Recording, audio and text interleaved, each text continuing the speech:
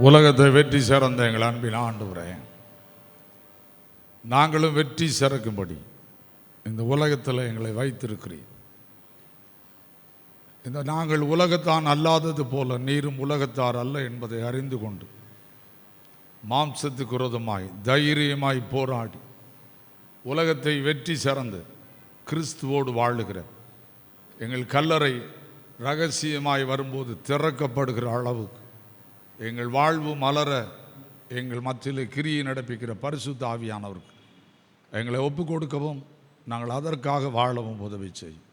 பேசும் இயேசுவின் மூலம் ஜெபிக்கிறோம் பிதாவே, ஆமென். அமர்வோம். ஆண்டவர் இரட்சகருமாய் இயேசு கிறிஸ்துவின் நாமத்தினாலே உங்கள் யாவரையும் மறுபடியும் வாழ்த்துகிறேன். கர்த்தர் ஒவ்வொருவரையும் ஆசீர்வதிப்பாராக. இந்த நாளிலே கடந்த வெள்ளிக்கிழமை 29ஆம் தேதி உயிர்த்தெழுந்த திருநாளுக்கு 40வது நாள், கிறிஸ்து பரத்துக்கு ஏறின திருநாள். ஏன் ஆண்டவர் பரத்துக்கு ஏறினார் என்று நேற்று ஒரு வீட்டில் ஹவுஸ் விசிட் சென்றிருந்தேன். கிட்டத்தட்ட ஒரு மணி நேரம் என்னிடத்தில் பல கேள்விகளை கேட்டார்கள். நான் அவர்களுக்கு பதில் சொல்வதற்கு கையில் நான் வேதம் எடுத்துகிட்டு போகல, ஒரு புதிய ஏற்பாடை கையில் வச்சுருந்தேன்.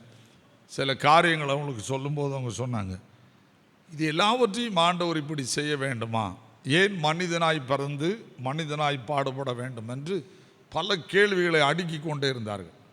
ஆண்டவர் கிருபையினாலே நான் அவர்களுக்கு சாந்தமாய் பதில் சொல்ல எனக்கு உதவி செய்தார், ஏற்றுக்கொண்டார்கள். இதுதான் ஆண்டவருடைய வழி நடத்துதல். சொல்லிவிட்டு சொன்னார்கள், ஐயா எங்களுக்கு இதெல்லாம் தெரியவே தெரியாதுன்னாங்க. எனக்கு ஆச்சரியமாக இருந்துச்சு. என்னங்க, திருச்சபையில் இத்தனை வருஷமாக இருக்கீங்க, ஆண்டவர் எந்தெந்த காலத்தில் எதை செய்தாருங்கிறத ஒழுங்காக என்ன செய்யணும், தெரிஞ்சு வச்சுருக்கணும், ரொம்ப புரிந்து கொள்ளணும். நான் ஒரு நாள் சிறுகுண்டத்துக்கு சைக்கிளில் சென்று கொண்டிருந்தேன். ரம்ஜான் பண்டிகை வந்து கொண்டிருக்கிறது. என்னோட ஒரு முஸ்லீம் சகோதரரும் நானும் சைக்கிளில் சென்று கொண்டிருந்தோம். அவர்கிட்ட கேட்டேன், உங்களுக்கு அடுத்த வாரம் ஒரு பண்டிகை வருது, என்னதுன்னு கேட்டேன். அவர் ரம்ஜான்னு சொன்னார். அது என்னதுன்னு கேட்டேன். அவர் என்னை பார்த்து சொன்னார், எல்லாரும் கொண்டாடுறாங்க. சத்தமே வர மாட்டேங்குது. நான் உடனே சிரிச்சிட்டேன். எங்கள் கூட சிரிச்சிட்டு சொன்னேன், ஏங்க எனக்கு தெரியும் அப்படின்னேன். உங்களுக்கு எப்படி தெரியும்? நான் உங்கள் குரான் வாசிக்கிறேன் அப்படின்னு சொன்னேன். அப்படியா? நான் அவருக்கு சொன்ன உடனே அசந்துட்டார். இதுதான் நாங்கள் கொண்டாடுறோமா? அது எங்கள் பைபிளில் இருக்குது அப்படின்னு அடுத்தாப்புல அவர்கிட்ட. உங்கள் பைபிளில் இருக்கா? இயேசு கிறிஸ்து எடுத்துக்கொள்ளப்படுற நாள் வரைக்கும் குரானில் இருக்குது. அதுக்கப்புறம் நீங்கள் என்ன எழுதுறீங்கன்னா, இந்த 3 பேரில் ஒருத்தன் சிலுவையில் அடித்து செத்து போயிட்டு உயிர் தழுந்தான்னு சொல்லிட்டான், இதுதான் உங்கள் வாழ்க்கை அப்படின்னு அந்த முஸ்லீம்கிட்ட கேட்டேன். அப்புறம் சகோதரர்கிட்ட, சரி திரும்பி யார் வருவான்னு உங்களுக்கு தெரியுமான்னு கேட்டேன். உடனே சொன்னான் ஈசாய் நபின்னா. ஈசாய் நபின்னா யார் அப்படின்னு அவர்கிட்ட கேட்டேன். இயேசு கிறிஸ்துன்னா. அதுக்கு தான் நாங்களும் காத்துக்கிட்டு இருக்கோம் அப்படின்னு சொன்னோம். ஓ, இதில் தான் நமக்கு பிரச்சனை இருக்கா அப்படின்னு சொன்னோம். நல்லா புரிஞ்சுக்கொள்ளுங்க, எல்லா வேதங்களுக்குள்ளேயும் எது இருக்குது தெரியுமா உங்களுக்கு? பைபிள். முதலாவது எழுதப்பட்ட வேத புஸ்தகம் எது? பைபிள். இதிலிருந்து பிரிந்தது தான் நம்முடைய இந்து சகோதரர்கள் எது வரைக்கும் யூஸ் பண்ணுறாங்க தெரியுமா உங்களுக்கு? தெரியாது. ஒருத்தவங்கிட்ட வந்து கேட்டால் என்ன பதில் சொல்லுவீங்க? கொடி மரம்னு ஒன்று வச்சுருக்காங்க, உங்களுக்கு தெரியுமா? இந்து கோயிலுக்குள்ளே போய் பார்க்க மாட்டீங்கன்னா, பழைய ஏற்பாட்டில் மோசே சொன்ன அத்தனை ஆசரிப்பு கூடாரம் தான் அவங்க வச்சிருக்கிற அதே தான் நம்முடைய ஆலயத்தில் இருக்கும். நல்லா புரிஞ்சுக்கோங்க. புரிஞ்சுட்டா? இதில் ஒரு பகுதி நம்முடைய முஸ்லீம் சகோதரர்கிட்ட இருக்குது. என்னது தெரியுமா? கால் கழுவுற தண்ணி. இன்னை வரைக்கும் வேறு எந்த மதத்துலையும் சீக்கிரட்டு இருக்குது. சீக்கிரருக்கு நீங்கள் பொற்கோயிலுக்கு போகணுன்னா எப்படி தான் செய்யணும்? காலை கழுவணும். புரிஞ்சுட்டா? நீங்கள் வெளியே வச்சு காலை கழுவிட்டு தான் எங்கே போக முடியும்? உள்ளே போக முடியும். புரிஞ்சுட்டா? வெளியே மட்டும் இல்லை. நான் பாம்பேக்கு ஒரு நாள் சென்றிருந்தேன் ஒரு சர்ச்சு கலெக்ஷனுக்காக. ஒரு வெள்ளிக்கிழமை எல்லா ரோடும் பிளாக் ஆகிட்டு. இந்த ஆட்டோக்காரர் சொல்லிட்டாரு நடந்து போங்கட்டார். அப்படி நடந்து போனால் தெருவில் அத்தனை தெருவுலையும் முஸ்லீம்கள் அந்த பாயை விரித்து முழங்கால் போட்டிருந்தாங்க. அப்போ தான் சொன்னாங்க, சார் 1 hour பிளாக். அப்போ நான் பார்த்தேன், பிந்தி வர்றவங்களும் கடையில் என்ன வச்சுருக்காங்க? தண்ணியை வச்சு கழுவிட்டு தான் வந்து முழங்கால் போட்டேன். எங்கே இடம் இல்லை, பள்ளிவாசல் இடம் இல்லை. ஆனால் பள்ளிவாசல் தெருபுறா காலை கழுவிட்டு தான் வந்தாங்க. நான் பார்த்துட்டே நின்றுட்டு இருக்கேன். நான் அதை இதில் கிராஸ் பண்ணி நான் போகலை. சைடில் நின்று அவங்க என்ன செய்கிறாங்க அப்படின்னு அமைதியாக பார்த்துட்டே இருந்தேன். நான் ஏன் சொல்கிறேன்னா, கடவுள் ஒருவர், அவரை அறியாமல் வணங்கி கொண்டிருக்கிறவர்கள் அதிகம், அறிந்து வணங்குகிறவர்கள் நாம். ஏன் அறிந்து வணங்குகிறோம்? இயேசு என்னும் நாமத்தில் இந்த உலகத்தில் பிறந்தார், 3.5 வருஷம் வாழ்ந்தார், எங்கே போயிருக்கிறார்? பரலோகம் சென்றிருக்கிறார், மறுபடியும் வரப்போகிறாருங்கிறத தெரிந்து வாழ்கிறவங்க நாம். நல்லா புரிஞ்சுக்கோங்க. அவங்களுக்கு இன்னும் என்ன செய்யலை, தெரியல. புரியுதா? நீங்கள் எசேக்கியேல் 40 46 அதிகாரத்தையும் வீட்டில் போய் படிச்சுக்கோங்கண்ணா. நீங்கள் ரொம்ப அதெல்லாம் படிக்க மாட்டேங்கிங்க, அது ரொம்ப கஷ்டம். திரும்ப படிக்க விளங்கும். அங்கே ஒரு வாசல் இருக்குது, அதை யாராலும் திறக்கவே முடியாது. இது யார் சொன்னா அப்படின்னா, பாளையங்கோட்டையில் ஒரு மீட்டிங்கில் ஜஸ்டின் பிரபாகர்னு ஒரு டாக்டர் இருந்தார். அவர் பாளையங்கோட்டையில் ஒரு மீட்டிங்கில் சவால் விட்டார். கிறிஸ்தவம் பொய்ன்னு சொல்கிறவங்களே, உங்களுக்காக நான் ஒரு காரியம் சொல்லுகிறேன், அந்த வாசலை போய் உங்களால் கை வைக்க முடியுமான்னு கேட்டார். எனக்கு அன்னைக்கு தான் தெரியும் இப்படி ஒரு காரியம் உள்ள இருக்கு அப்படின்னு. அவர் சொன்னார், இயேசு எப்படி போனாரோ அப்படி அந்த வாசல் வழியா மறுபடியும் வருவார். அதுக்கு முன்னால அங்கே ஒரு மலை இருக்கு, அந்த மலையில் வந்து இறங்குவார். அந்த மலை 2 கீழே உடைந்திருக்கிறது. ஜப்பான் நாட்டுக்காரன் அதில் ஹோட்டல் கட்டணும்னு வந்தான். அவர் சொல்லி கிட்டத்தட்ட இன்னைக்கு 27 வருஷம் ஆயிட்டு.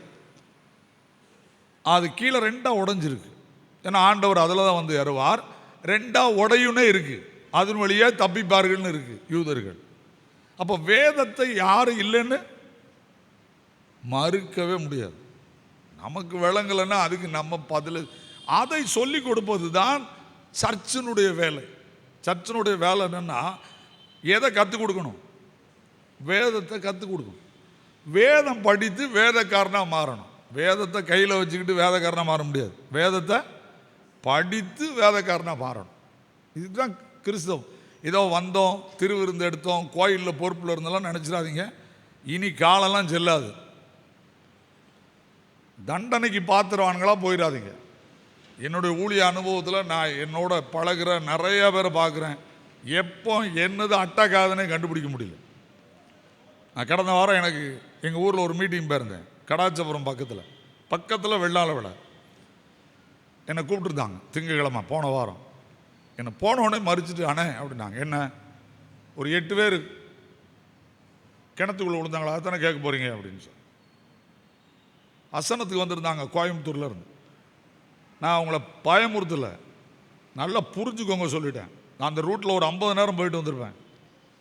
பேக்குளம் ரூட்டில் நான் போகாத நேரமே இருக்காது, புரிஞ்சுட்டா? இங்கேருந்து போயிருக்காங்க பேக்குளத்தில் போய் ஒரு குடும்பத்தை பார்க்குறக்கு. அசனத்தை தொடங்கி வச்சுட்டு போகிறாங்க, திரும்பி வரல.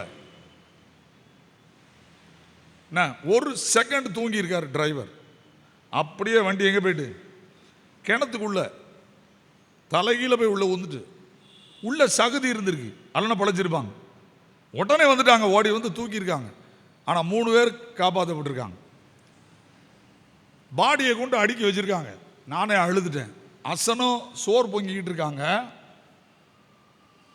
சாயங்காலம் 5 மணிக்கு அசனம், மத்தியானம் 3 மணிக்கு என்ன வருது? 6 பேர் பாடி வந்து அப்படியே வைக்காங்க. வாட்ஸ்அப்பில் கிடக்கு, வேணா படிச்சு பாருங்க. நினைச்சாங்களா?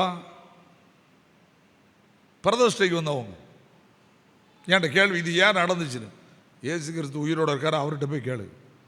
நான் உனக்கு இப்போ கூட்டம் நடத்த வந்திருக்கேன். திரும்ப திரும்ப சொல்றோம், ஆண்டவர் எல்லாத்தையும் பார்த்து சும்மா உட்காந்துட்டு இருக்க மாட்டாரு. எல்லாத்தையும் பார்த்துட்டு சும்மா இருந்துட்டு இருக்க மாட்டாரு. எப்போ யாருக்கு முடிவு வருங்கிறது என் கையில் கிடையாது. எனக்கு எப்போ முடிவு வரும்னு என் கையில் கிடையாது. எப்பவும் பரலோகத்துக்கு போகணுங்கிற நினைவோடு நான் என்ன செய்யணும்? வாழணும். நான் ஐயர்வாளாக இருப்பேங்கிற நினைவில் வாழவே கூடாது. எந்த நினைவில் தான் வாழணும்? என்னை எடுத்துக்கொள்ளப்பட வேண்டும் என்ற நினைவோடு தான் நான் வாழணும். நல்லா புரிஞ்சுக்கோங்க சொல்லிட்டேன். இன்னைக்கு நடக்கிற அத்தனை கொடூரமான சம்பவங்களையும் பார்த்தா கிருபை நம்மை விட்டு விலக ஆரம்பித்து விட்டது.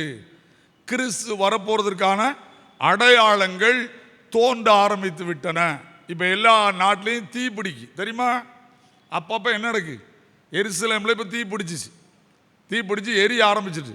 இப்போ நெதன்யாகு அலர்றாரு. என்ன ஐயா, இப்போ வரும்போது கூட என்கிட்ட சொன்னாங்க துரப்பாண்டையா, ஐரோப்பிய யூனியன் அத்தனை பேர் சேர்ந்து கூப்பிட்டு இதுவரைக்கும் இஸ்ரவேல் பிரதமரை யாரும் மிரட்டலை, நேற்று மிரட்டிட்டாங்க. கிறிஸ்தவங்களை ஆராதிக்க விடல, நீ யூத மதத்தை வச்சு பேசாத, நாங்கள் அடுத்த ஆக்ஷன் எடுப்போம்ட்டாங்க. யூதர்களுக்கு எழுதி யாரும் இதுவரைக்கும் எழும்பல. ஏன்னா ஈஸ்டர் அன்னைக்கு என்ன செய்ய விட மாட்டேன்ட்டாங்க, ஆராதனை நடத்த விட மாட்டேன்ட்டாங்க, கன் இது பண்ணிட்டாங்க. அதனுடைய விளைவு தான் உடனே என்ன பிடிச்சிச்சு, எருசலேமை சுற்றி தீ பிடிச்சிட்டு ஒன்றுமே பண்ண முடியல. அது எவ்வளோ நஷ்டம்னு யாருக்கும் தெரியாது. அவ்வளோ திராட்சை தோட்டம். புரிஞ்சுக்கோங்க, இது எங்கே இருக்கு? அப்போஸ்தலர்ல இருக்கு. என்ன தீ பிடிக்குமா? எஸ். என்ன அந்த அதை அடுத்த வாரம் உங்களுக்கு வேலைக்கு சொல்கிறேன். புரியுதா? பரிசுத்த ஆவியானவருடைய கிரியையில் தான் இந்த உலகம் இருக்கு. எடுத்துக்கொள்ளப்படுற நேரம் வருது. நமக்கு எடுத்துக்கொள்ளப்படுற நேரம் நம்ம சாக முன்னால நம்ம உடம்புல என்ன செய்யறோம்? சத்தமே காட்ட மாட்டேங்க. எடுத்துக்கொள்ளப்படுதலுக்கும் மரணத்துக்கும் முக்கியத்துவம் இருக்கு. நான் எடுத்துக்கொள்ளப்பட போறேன் அல்லது நான் சாக போறேன்னா என்ன அர்த்தம்? என் பாடி பழுதாயிரும், பாடி பழுதாயிரும். எப்போ எந்த மிஷின் நிற்குன்னு தெரியாது. கிட்னி போகுதா, நுரையீரல் போகுதா, ஹார்ட் போகுதா தெரியாது. யாருக்கு எப்போல்லாம் சொல்ல முடியாது. ஏதாவது ஒரு பாதிப்பு வரும். அந்த பாதிப்பு என்ன நிப்பாட்டிடும், அவ்வளோதான். இந்த உலகம் முடிஞ்சிச்சு. அதே போல் இந்த உலகத்துக்கு முடிவு வரும். இயேசு வர்றதுக்கு முன்னால் எதுக்கு முடிவு வரும்? இந்த உலகத்துக்கு முடிவு வரும். இதை புரிஞ்சுக்கோங்க. பைபிள் தான் கட்டுக்கதை இல்லை, முடிவு வரும். இந்த முடிவுக்கு முன்னால பாதிக்கப்படுற ரெண்டே நபர் மனிதர்கள் மட்டும்தான், ஆண்டவரும் நாம் தான். என்ன ஏன் காத்திருக்கிறார்? ஏன் காத்திருக்கிறார் உங்களுக்கு தெரியுமா? ஆண்டவர் ஏன் வர்றதுக்கு வெயிட் பண்றார்? வேற எந்த ரீசனும் இல்லை. ஐயா இன்னும் கொஞ்ச நாள் கழிச்சு ஆண்டவர் வருவார்னு சொல்றதுக்கு இல்லை. எதுக்காக அவர் காத்திருக்கிறார்? இந்த உலகத்தில் ஒரே ஒரு காரணத்துக்காக தான் காத்திருக்கிறார். என்ன சீக்கிரமாக நான் வந்துட்டேன்னா எல்லாரையும் கொல்ல வேண்டியிருக்கும். அதனால இன்னும் கீழ்ப்படியாதவர்கள் மனம் திரும்பும்படி தான் என்ன செய்திருக்கிறார்? காத்திருக்கிறார். கீழ்ப்படியாதவங்க மனம் திரும்பணும். மனம் திரும்பாமல் இருக்கிறவங்களுக்காக தான் ஆண்டவர் காத்திருக்கிறார். அதனால அவர் வரப்போறதுக்கு முன்னால் உள்ள காரியங்கள் எல்லாம் நடந்துச்சு. இப்போ இயேசு வந்துட்டார். புரியுதா? இயேசு வந்துட்டார். இயேசு வந்து என்ன பண்ணுறார்? இந்த உலகத்தில் ஆட்சி செய்தார் 3 வருஷம். 40ஆம் நாள் மேலே ஏன் போனார்? அப்போஸ்தலர் நடபடிகளின் புஸ்தகம் 1ஆம் அதிகாரம். இதை எவ்வளோ அழகா அவர் எழுதி வச்சுட்டு போறாருன்னு பாருங்க. அப்போஸ்தலர் நடபடிகளின் புஸ்தகம் 1ஆம் அதிகாரம் 11வது வசனம். இந்த இடத்துல ஏன் கலிலேயாகிய மனுஷரே மட்டும் எழுதியிருக்கு?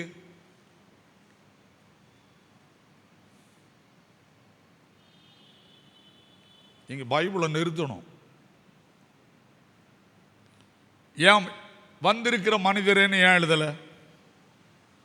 ஒரு கூட்ட ஜாதி கூட்டத்தை சொல்லி ஏன் சொல்றாரு? 3 வருஷம் எருசலேமில் பிரசங்கம் பெற்றார். இயேசுவை சிலுவையில் அடிச்சாங்க. புரிஞ்சுட்டா? இயேசுவை சிலுவையில் அடிச்சாங்க.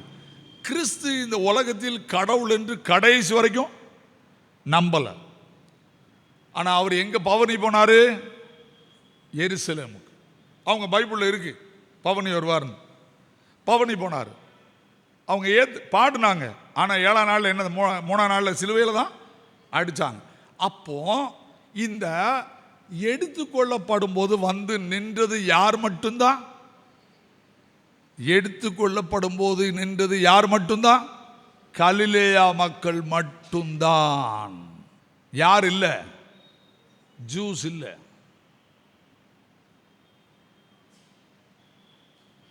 என்ன பைபிளை படிக்க தான் விளங்குது. ஒரு ஜூஸ் கூட எங்க இல்லை. சத்தமே வர மாட்டேங்குது. எடுத்துக்கொள்ளப்படுற இடத்துல இல்லை. ஏன்னா நம்பிக்கை இல்லை. இயேசு கிறிஸ்து பின்ன போக மனசு இல்லை. கோயிலுக்கு வரலாம், பாட்டு படிக்கலாம், ஆராதிக்கலாம், எல்லா அநியாயத்தையும் பண்ணலாம். எதுக்கு விட்டுருக்காரு? அநியாயம் செய்கிறவன், சத்தம் சொல்லுங்க,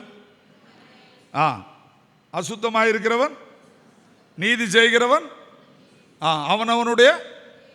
அவனவனுக்கு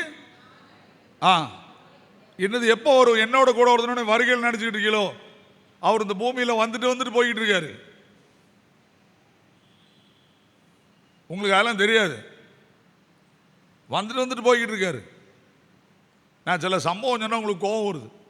என்ன நடந்த ஒரு சம்பவத்தை சொல்ல போகிறேன். வடக்காரனரி ஒரு சர்ச்.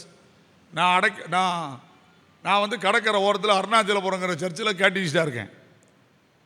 என்னை திடீர்னு இந்த வடக்காரனரிக்காரங்க டிசம்பர் 1ஆவது வாரம் என்னை ஊழியத்துக்கு கூப்பிட்றாங்க. நான் ஏற்கனவே அங்கே 2 வருஷம் கேட்டிஸ்டாக இருந்தவன். நான் வேண்டான்றேன். அந்த குருவானவர் எனக்கு ஃபோன் பண்ணி, ஏய் போடா, 1ஆவது வாரம் வருகையின் ஞாயிறு, அவருக்கு யாருன்னு தெரில, உனக்கு 7 மணிக்கு தானே ஆராதனை, நீ 9 மணிக்கு அங்கே போக வேண்டியதானே, 9 வரைக்குனாரு. ஐயா நான் ஏற்கனவே அங்கே இருந்துட்டேன், முடியாது, ஒன்றை தான் நான் சூஸ் பண்ணியிருக்கேன்ட்டார். உடனே நான் சரின்னு நான் அவர்கிட்ட சொன்னேன், கொஞ்சம் லேட்டாக வருவேன், பின்னால் வந்து உட்காந்துக்கிறேன்னு. நான் ராத்திரி அதிகாலை 3 மணிக்கு எழும்பி ஜபம் பண்ணுறது எனக்கு வழக்கம். 3 மணிக்கு எழும்பியிருக்கேன். அழுகிறேன். என் ரூமில் ஒரு மேப் அப்படி அழகாக என் முன்னால் செவ்வூரில் அழகாக தெரியுது. ஆண்டவர் இதை பாரு அப்படின்னார். நான் உட்காந்து அமைதியை பார்த்துட்ருக்கேன். ஒரு நல்ல தோட்டம். அந்த தோட்டத்தில் எல்லா மரமுனிக்கு ஒன்றும் கனி கொடுக்கல. ஆண்டவர் அங்கேருந்து வாரார். மகனே, இந்த தோட்டத்தை நான் கனி கொடுக்க வைக்க போகிறேன், அதுக்கு தான் இன்றைக்கி ஒன்று அந்த சபைக்கு அனுப்புகிறேன்னார். நீங்கள் என்ன நினச்சாலும் சரிலாம், தரிசனம் கிடச்சோன்னே அலையிலாம் சொல்ல முடியாது. கை காலம் நடுங்க ஆரம்பிச்சிட்டேன். எனக்கு அழ ஆரம்பிச்சிட்டேன். வீட்டில் உட்காந்து கதறேன். என்ன ஆண்டவரே, நான் சொல்கிறத நீ சொல்ல போகிற, பயப்படாத, நான் இதை செய்வேன், நான் கடவுள் அப்படின்னார். எனக்கு இன்னும் பயம். பார்க்குறேன், ஆண்டவர் வந்து நின்று இந்த தோட்டத்தில் கனி பறிக்கணும்னு நான் வந்திருக்கேன் அப்படின்னு தோட்டக்காரனை கூப்பிட்றாரு. கூப்பிட்டுட்டு இந்த கேட்டை பெருசு பண்ணு அப்படின்னார். உடனே 2 கேட்டையும் உடச்சி போடுறான். ஒரு பெரிய அந்த மரத்தை பிடுங்குற என்னது புல்டவுசரா அது வருது. அது வந்த உடனே ஒரு பெரிய மரத்தை அப்படியே பிடுங்கி வெளியே ஏறிது. அதே அந்த இதில் ஒருத்தர் ஏறி நிறைய கிளைகளை வெட்டுறார். ஒரு லாரியிலேருந்து அப்படியே வருது உள்ள உரங்கள், அப்படியே வச்சுட்டு என் வேலை முடிந்தது, ஆண்டவர் போயிட்டார்.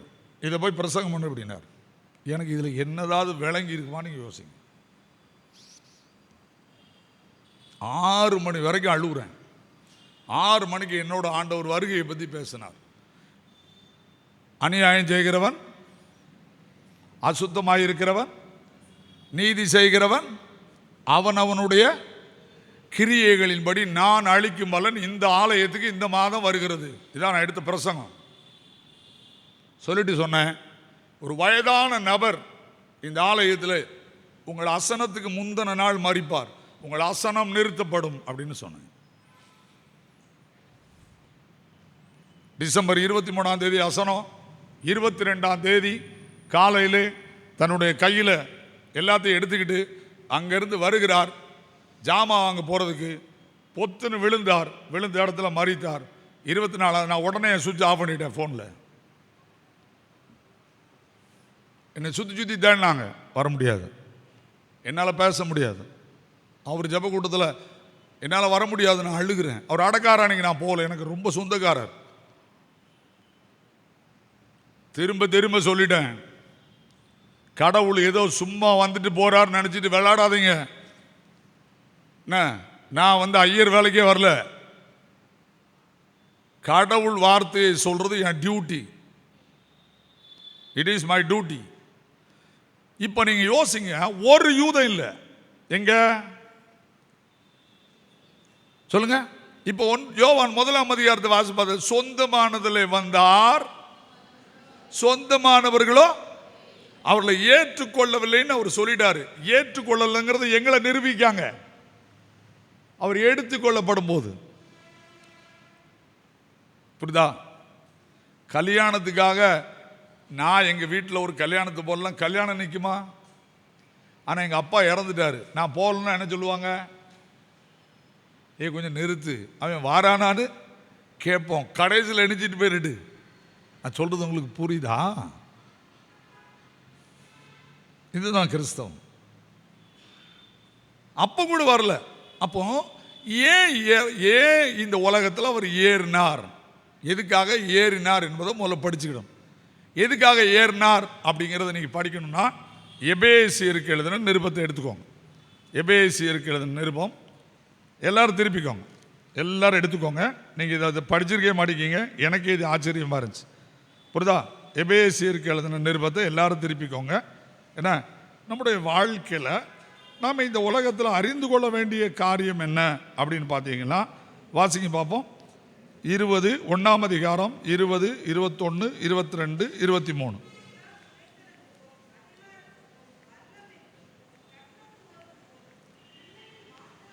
எல்லா துரைத்தனத்துக்கும் அதிகாரத்துக்கும் வல்லமைக்கும் கர்த்தவத்துக்கும் இம்மையில் மாத்திரமல்ல மறுமையிலும் பேர் பெற்றிருக்கும் எல்லா நாமத்துக்கு மேலாய் அவர் உயர்ந்திருக்கத்தக்கதாக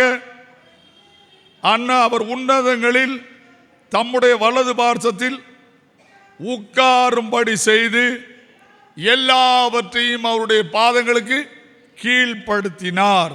என்ன பண்ணாரு? வலது பார்சத்தில் உட்காரும்படி செய்தார். 4ஆம் அதிகாரத்துக்கு வாங்க, 4ஆம் அதிகாரத்துக்கு வாங்க, 8ஆம் வசனத்தை வாசிங்க.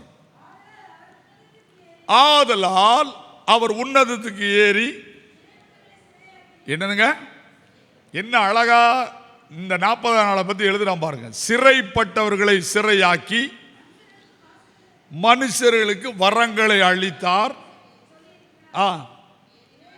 ஏறினார் என்பதினால் அவர் அதற்கு முன்பே பூமியின் தாழ்விடங்களில் இறங்கினார் என்று விளங்குகிறது அல்லவா? இறங்கினவரே எல்லாவற்றையும் நிரப்பத்தக்கதாக எல்லா வானங்களுக்கும் மேலாக உன்னதத்துக்கு ஏறினவருமாயிருக்கிறார். இறங்கினார், ஏறினார். எப்ப இறங்கினார்? இந்த உலகத்தில் பெத்லகேமிலே பாலகனாய் பறந்து இறங்கினார். புரியுதா? பிலிப்பியர் 2ஆம் அதிகாரத்தில் இருக்கு. அவர் தேவனுக்கு சமமாயிருப்பதை கொள்ளையாடின பொருளாக எண்ணாமல் தம்மை தாமே வெறுமையாக்கி அடிமையின் ரூபம் எடுத்து மனுஷ சாயலானார். இறங்கினார். இறங்கினவர் 33 வருஷம் இந்த உலகத்தில் ஊழியம் செய்தார். மறுபடி ஏறினார். இறங்கினவர் ஏன் ஏறினார்? சகல அதிகாரத்தையும் உரிந்து கொண்டு. உரிந்து கொண்டு, அந்த வார்த்தை ரொம்ப தெளிவா இருக்குல்ல? சகல அதிகாரத்தையும் உரிந்து கொண்டு. இப்ப படிச்சுக்கோங்க, சர்வ அதிகாரம் அவர் கையில் இருக்கு. அதைத்தான் போன வாரம் பிரசங்கம் பண்ணாங்க. மத்தேயு 28ஆம் அதிகாரம் கடைசி 4 வசனத்தில் சொன்னாங்க, வானத்திலும் பூமியிலும் எனக்கு சர்வ அதிகாரம் கொடுக்கப்பட்டிருக்கிறது. சர்வ அதிகாரம் கொடுக்கப்பட்டிருக்கிறது சொல்லிட்டு சொன்னாரு. நீங்க போங்க, போயிட்டு என்ன சொன்னாரு? ஒருவர் உங்களை துன்பப்படுத்தினால் மறு பட்டணத்துக்கு ஓடிப்போ, உன் காலில் உள்ள தூசி என்ன செய்யுது? ஏன்னா நீ ஊழியம் செய்ய வந்தவன், உன்னை டிஸ்டர்ப் பண்ணா காலை கழுவு. நியாய தீர்ப்பு தொடங்கும். அது சோதம் பட்டணத்தை விட மோசமா இருக்கும். பைபிளை மாற்ற முடியாது. ஊழியக்காரனுக்கு டிஸ்டர்ப் பண்ணினா சர்வாதிகாரம் படைச்ச ஒரு ஊழியம் செய்ய சொல்றாரு. இதோ நேர போக்குக்கு பைபிளத்துக்கு ஊழியம் செய்யறதுக்கு ஒரு எம்பில் படிச்சு, டாக்டரேட் முடிச்சு, ஒரு எம்பிபிஎஸ் படிச்சு, எம்டி முடிச்சு, குஜராத்தில் போய் ஒரு தெருவில் உட்கார்ந்து ஊசி போடுறான்னா அவன் ஒன்றும் சும்மா கிறுக்க இல்லை. சர்வாதிகாரம் படைத்தவர் அவனை அனுப்பி இருக்கிறார். அவனுக்கு நீ இடைஞ்சல் பண்ணினா இடையூறு வருவது அவசியம். எவனால் வருகிறதோ அவனுக்கு ஐயோ. சர்வ அதிகாரம் படைத்தவர் அவர் ஏன் மேலே ஏறினார்? சர்வ அதிகாரத்தையும் படைத்தவர் மேலே ஏறுகிறார். இந்த அதிகாரத்தை அவர் எப்படி பெற்றுக்கொண்டார் அப்படின்னு தெரியுமா உங்களுக்கு? எப்படி பெற்றுக்கொண்டார்? இந்த உலகத்தில் நாம இந்த உலகத்தில் இப்படி வாழ நம்மை அழைத்திருக்கிறார். எபிரேயருக்கு எழுதின நிருபம், எபிரேயருக்கு எழுதின நிருபத்தை திருப்புங்க. நம்முடைய கிறிஸ்தவ வாழ்க்கையில் எதை நாம் அறிந்து கொள்ளனே தெரியாம வாழ்றோம். கேட்டா நாங்க அப்படி பண்றோம், ஜெபம் பண்றோம், பாடு பண்றோம், அல்லாலியா போடுறோம், இது எல்லாம் வேஸ்ட். எபிரேயர் 5ஆம் அதிகாரம் எல்லாரும் திரும்புங்க, வாசிக்க பார்ப்போம். 8ஆம் வசனம். என்னது? அவர் யாராதான் இருந்தார் இந்த உலகத்தில் இருக்க வரைக்கும்? கடவுளா இல்லை, குமாரனா இருந்தும் பட்ட பாடுகளினாலே எதை கற்றுக்கொண்டார்? ஒரு பெரிய மனுஷன் சொன்னா ஒரு சின்ன ஆளு கேட்கணும். God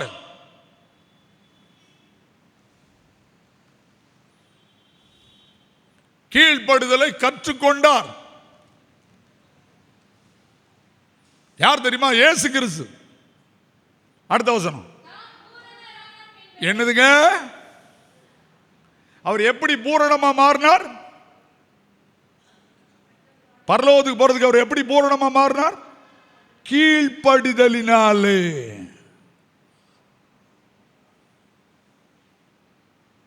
சபையில கீழ்ப்படிதல் இருக்கா?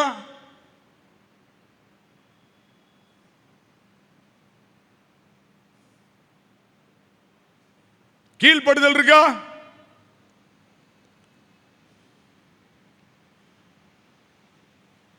பைபிள் வாசிக்கிறோம், ஜெபம் பண்றோம், அல்லேலூயா போடுறோம். கீழ்ப்படிய கற்றுக்கொள்வோம். முதலாவது இந்த உலகத்தில் நான் எடுத்துக்கொள்ளப்படணும்னா கீழ்ப்படிதல் இல்லைன்னா சோலி முடிஞ்சேன். 1 சாமுவேல் 15ஆம் அதிகாரம் 22 23 வசனத்தை சவுலுக்கு ஆண்டவர் சொல்றார் பாருங்க. பலியை பார்க்கிலும் உங்க ஜெபம், உபவாசம், அல்லேலூயா, சுவிசேஷ ஊழியம் எல்லாத்தையும் விட பலியை பார்க்கிலும் கீழ்ப்படிதலும் ஆட்டுக்கடாக்களின் நினத்தை பார்க்கிலும். ஒரு போதகர் சொன்னா ஒரு சபையார் கேட்கணையா? இன்னைக்கு நான் இந்த அளவுக்கு நிக்கேன்னா எத்தனை போதகர் பெருத்தாலும் நான் சைக்கிள் ஓட்டிருப்பேன் தெரியுமா? உங்களுக்கு தெரியுமா? ராத்திரி 12 மணிக்கு போன் பண்ணுவார் போதகர். ஜெயக்குமார் எங்க இருக்க?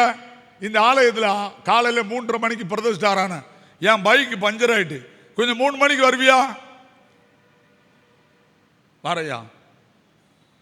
என் ஃப்ரெண்ட்லாம் சொல்லுவாங்க, ஏன் இப்படி போற? இவனுக்கு ஏன் நீ கீழ்படுற? நீ தான் கவர்மெண்ட்ல சம்பளம் வாங்குறால. நான் பதில் சொல்ல முடியல. ஒரு நாள் ரொம்ப அழுதேன். என் ஒய்ஃப் என்னை திட்டினா. என்ன?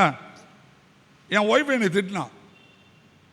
அப்போ நான் ரொம்ப ஜெபம் பண்ணுறேன். எனக்கு பழக்கம் ஜெபம் பண்ணுறது தான். நீங்கள் ஒருவேளை நினைப்பீங்க நான் இந்த உலகத்தில் எல்லாத்தையும் முடிச்சு பரலோகத்துக்கு போகிறதுக்கு ரெடி ஆகிட்டு இருக்கேன். எனக்கு எதுவுமே கிடையாது. செத்தாலும் இதில் உழுந்து சாவேன். என்னத்தை எழுதினாலும் எனக்கு கவலை இருக்காது. ஏன்னா நான் கிறிஸ்துவுக்காக வந்துட்டேன். கடவுளே இல்லைன்னு சொன்னவன் கம்யூனிஸ்டவாதி தான்.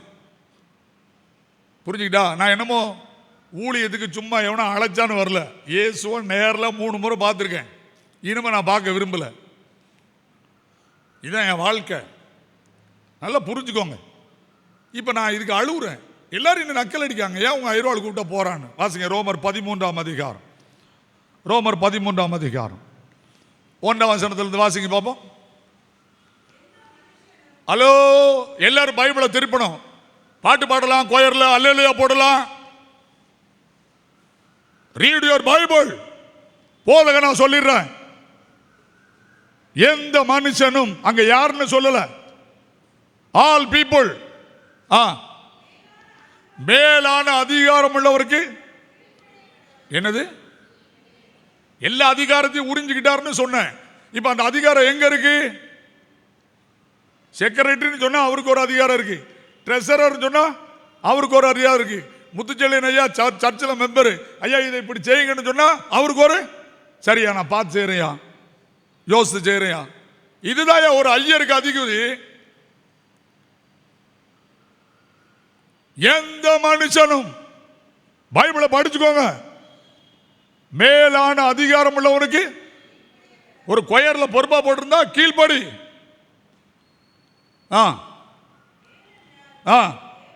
தேவனாலே அன்றி ஒரு அதிகாரமும் இல்லை. உண்டாயிருக்கிற அதிகாரம் எல்லாம் என்னது? சத்தமோடு சொல்லணும். தேவனால் நியமிக்கப்பட்டிருக்கிறது. இங்க ஒரு கமிட்டி இருக்குன்னா யாரோ ஒரு 4 பேர் ஓட்டு போட்டதுனால கர்த்தர் நியமித்து இருக்கிறார். இதுக்கு முதல்ல கீழ்ப்படியபடி. இயேசு கிறிஸ்து கீழ்ப்படிதலை கற்றுக்கொண்டு தான் பரலோகத்துக்கு ஏறினாரு. அடுத்து வாசிங்க. என்னது எங்க சொல்லுங்க? அதிகாரத்துக்கு எதிர்த்து நிற்கிறவன் தேவனுடைய நியமத்திற்கு, தேவன் நியமித்த நியமத்தில் உள்ள மக்களுக்கு எதிர்த்து நிற்கிறான். தங்களுக்கு தாங்களே ஆக்கினையை வருவித்துக் கொள்வார்கள். அதிகாரத்துக்கு எதிர்த்து நிற்கியா? நின்று காலம் முடியல, காலம் முடியல. காலம் பதில் சொல்லிதான் தீரும். அதை சொல்றதுக்கு தான் நான் ஐரோலா இருக்கேன். இயேசு கிறிஸ்து நீதி உள்ள நியாயாதிபதி. அதிகாரத்துக்கு ஏத்து நிற்கிற பழக்கத்தை விட்டு வெளியேறிரு. திரும்ப திரும்ப சொல்றேன். இன்னைக்கு 40 வருஷமா நான் ஊழியம் செய்றேன். என் ஹையர் செகண்டரி ஹெட் மாஸ்டர் போய் கேட்டுக்க, என் ஸ்கூல் டீச்சர்ஸ் கேட்டுக்க, எனக்கு ட்ரைனிங் ஸ்கூல் படிச்ச என்னுடைய பிரின்சிபால்கிட்ட போய் கேட்டுக்க. அவர் எனக்கு என்ன எழுதியிருக்கா தெரியுமா? It's a very good picture, it's a obedient student. N record இருக்கு.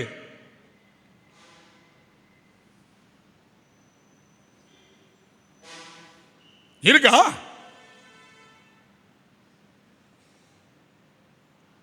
கொஞ்சம் யோசிக்கங்க. நீங்க சொல்றதுக்கெல்லாம் சபை கீழ்ப்படின்னு நினைச்சா சபை பைத்தியக்காரனா மாறிடும். முதல்ல கீழ்ப்படிய பழகுங்க சபையில. அதுக்குதான் கோயிலுக்கு வாரீங்க. பசி ரொம்ப இருக்கு. மத்தேயு 14 அதிகாரத்தையும் லூக்கா 6 அதிகாரத்தையும் யோவான் 6 அதிகாரத்தையும் படிச்சு பாருங்க. நீங்க பைபிள படிங்க. 3 நாள் பிரசங்கம் பண்ணிட்டாரு. பசி பயங்கரமா இருக்கு. புரியுதா? அங்க ஒரு சின்ன பையன் தான் சாப்பாடு கொடுக்குறான். இப்ப எல்லாரும் ஓடி ஓடி வந்து உட்கார்றாங்க. ஆண்டவர் என்ன சொன்னாரு? ஹலோ அப்படின்னு கூப்பிட்டாரு. அந்த புல் தரையில எப்படி உட்காரு? 3 நாள் சாப்பிடாதவனுக்கு பசி முக்கியமா ஒழுக்கம் முக்கியமா? ஹலோ, 3 நாள் சாப்பிடாதவனுக்கு பசி முக்கியமா ஒழுக்கம் முக்கியமா? நான் பேச மாட்டேங்க. ஒழுக்கம்.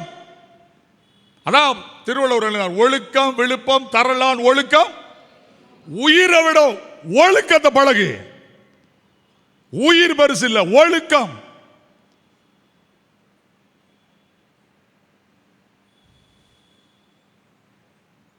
இருக்கா?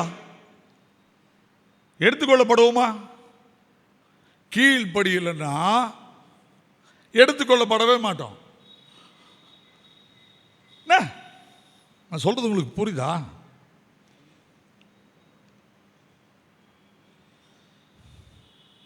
எல்லாம் படிச்சுக்கோங்க. கீழ்ப்படுதல் இருக்கா? அதை முதல்ல கடவுள்கிட்ட போய் கேளுங்க. உங்க கூட கடவுள் இல்லைன்னு சத்தியமானால சொல்ல முடியும். உங்க கூட கடவுள் இல்லைன்னு என்னால் சத்தியமா சொல்ல முடியும். ஏன்னா கிட்டத்தட்ட அப்படி 1 லட்சம் பேர் தலையில கை வச்சு நான் ஜெபம் பண்ணிருப்பேன்.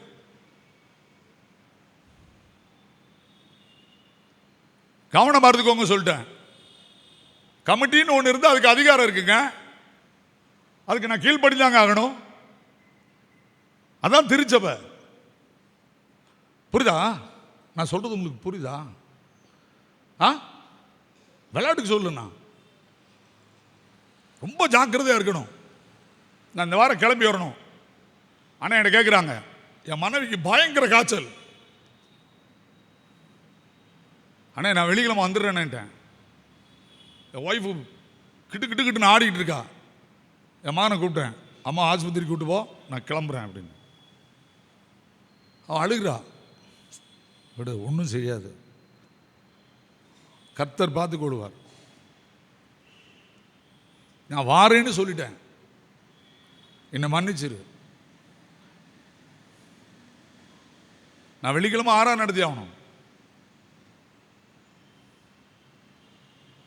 இங்க ஊழியம் இதாங்க.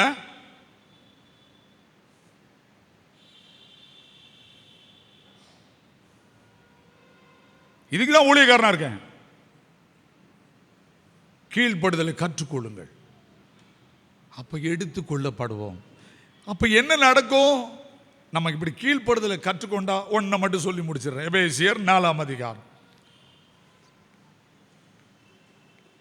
10ஆம் வசனம். இறங்கினவரே எல்லாவற்றையும் எங்க எனக்குள்ள கீழ்ப்படிதல் வந்துட்டுனா நிரப்புவார். நான் சொல்றது உங்களுக்கு புரியுதா? கீழ்ப்படிதல் வந்தா என்னை ஆண்டவர் நிரப்புவார், இல்லைன்னா பேய் தான் என்னை நிரப்பும். சொல்லிட்டேன். ஒரே ஒரு வசனம், வெளிப்படுத்தல்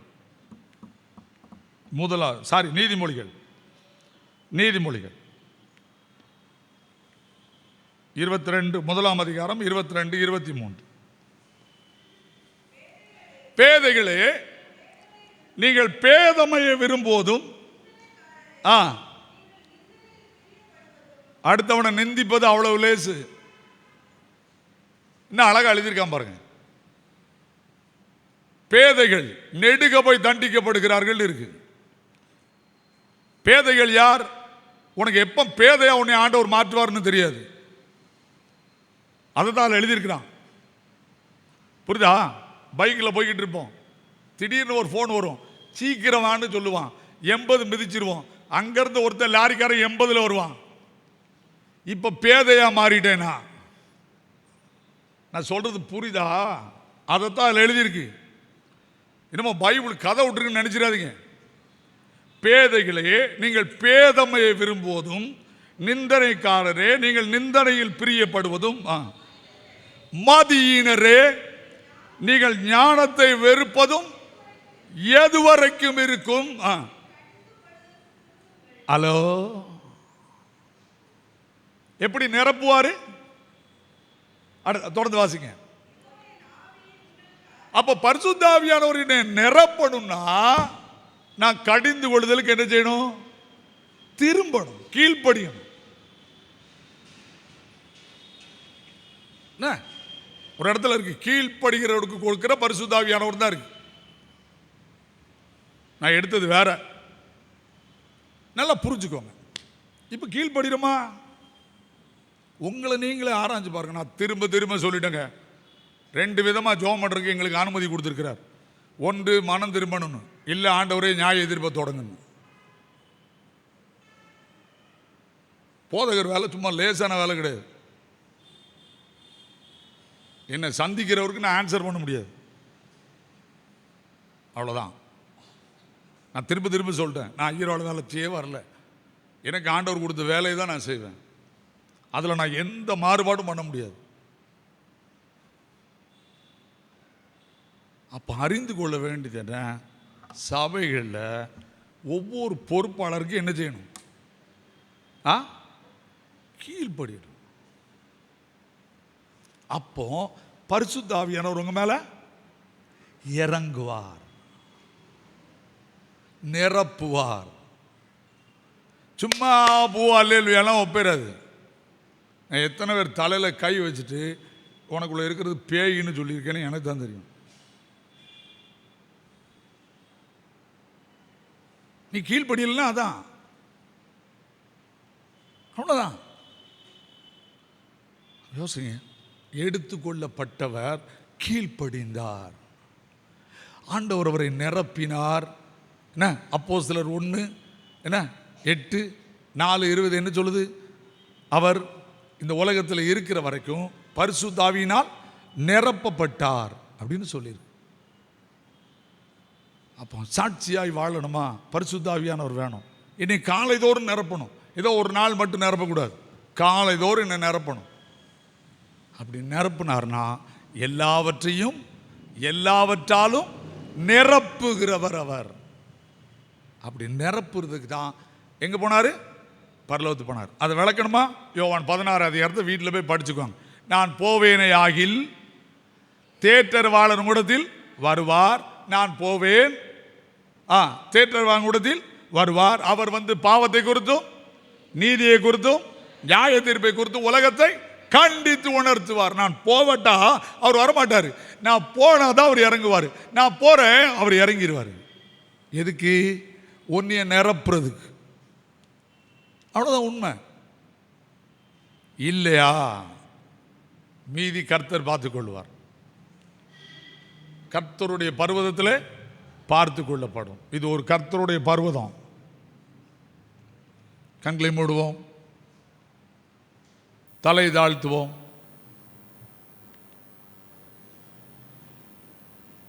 வாக்கு தத்தம் உள்ள முதலாம் கற்பனைன்னு எழுதினான் எபேசியர் 6 அதிகாரத்தில். முதலாம் கற்பனை எது? உங்க எல்லாருக்கும் தெரியும். என்னை அண்டி வேறே தேவர்களை உண்டாயிருக்க வேண்டாம். ஆனால் எபேசியர் 6 அதிகாரத்தில் என்ன? வாக்கு தத்தம் உள்ள முதலாம் கற்பனையாக இருக்கிறதுன்னு எழுதினான். அது என்னது? பிள்ளைகளே, உங்கள் பெற்றாருக்கு இதுதான் வாக்கு தத்தம். 2 பலகைகள் எழுதி கொடுத்தாரு. ஒரு பலகை தேவனோடு வாழ்றது, ஒரு பலகை மனிதனோடு வாழ்றது. மனிதனோடு வாழ்றது தான் கற்பனையின் முதலாம் கற்பனை. 2ஆம் கற்பனையில் இருந்தது. முதலாம் கற்பனை பெற்றோருக்கும் அதிகாரத்துக்கு கீழ்ப்படியுது. நீ நன்றாய் இருக்கவும் உன் வாழ்நாள் நீடித்திருக்கவும். நீ நன்றா இல்லாம நாசமா போடணும், அதுக்கு நான் பொறுப்பு கிடையாது. கீழ்ப்படிதலை கற்றுக்கொள், கீழ்ப்படிய பழகு. கிருபை நிறைந்த ஆண்டவரே, நல்ல ஆராதனைக்காக ஸ்தோத்திரம். உம்முடைய பந்தியிலே பங்கு பெற போகிறோம். இந்த பந்தி பலவீனத்தையும் வியாதியையும் மரணத்தையும் உண்டாக்கும் என்று 1 கொரிந்தியர் 11ஆம் அதிகாரத்தில் எழுதியிருக்கிறேன். இங்கிருந்து நியாய தீர்ப்பும் தொடங்கும். அதே யோவான் 6ஆம் அதிகாரத்தில் இந்த பந்தியிலே சேருகிறோடு நான் நிலைத்திருப்பேன் என்று சொன்னேன். இயேசு கிறிஸ்துவின் நாமத்தினால் ஜெபிக்கிறேன். இந்த பந்தியிலிருந்து 2 காரியம் நடக்கும். எதை செய்ய நீர் விரும்புகிறீரோ அதற்கு எங்களையும் என்னையும் அர்ப்பணிக்கிறேன். நாங்கள் கீழ்ப்படுதலை கற்றுக்கொள்ள எங்களுக்கு பலன் தாரும். இயேசுவின் மூலம் ஜெபிக்கிறோம் பிதாவே, ஆமென்.